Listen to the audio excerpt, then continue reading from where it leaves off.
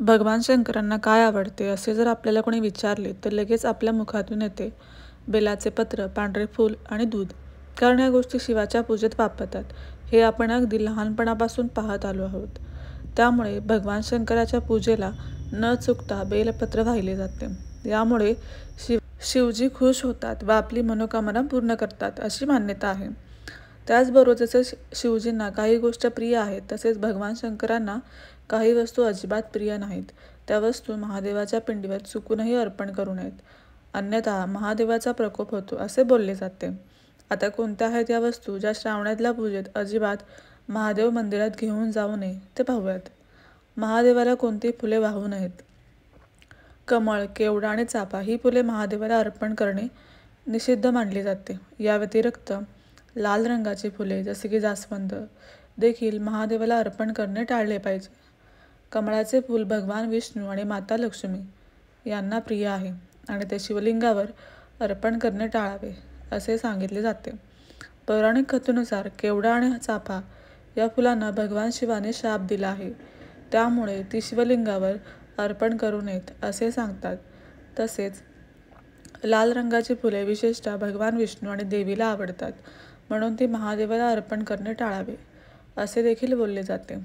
याशिवाय धतुरा सोडून इतर कोणतेही काटेरी फुले महादेवाला अर्पण करू नयेत. महादेवाच्या पूजेमध्ये किंवा नैवेद्य प्रसादामध्ये केळी आणि नारळ अजिबात नसावे. तसेच डाळिंब देखील महादेवाच्या शिवलिंगावर अर्पण करणे टाळावे असे शास्त्रात सांगितले जाते. कोणत्याही शिवमंदिरात नारळ फोडला जात नाही, त्यामुळे नारळाचे पाणी किंवा नारळ कधीच शिवलिंगावर ठेवू नये. कोणत्या वस्तू महादेवाच्या पूजेत वापरल्या जात नाहीत. शंख. भगवान शंकराची पूजा करताना कधीच शंखनाद करू नये असे सांगितले जाते.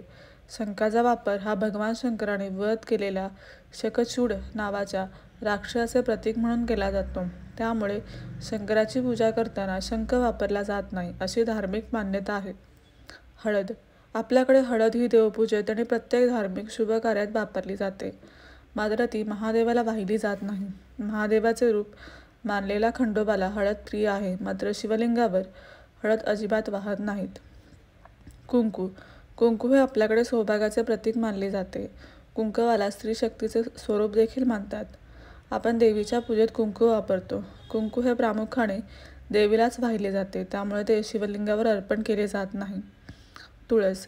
तुळशीला देवी लक्ष्मीचे प्रतीक मानतात, त्यामुळे तुळस ही भगवान विष्णूंची आवडती आहे असे मानले जाते, त्यामुळे ती शंकराला अर्पण केले जात नाही.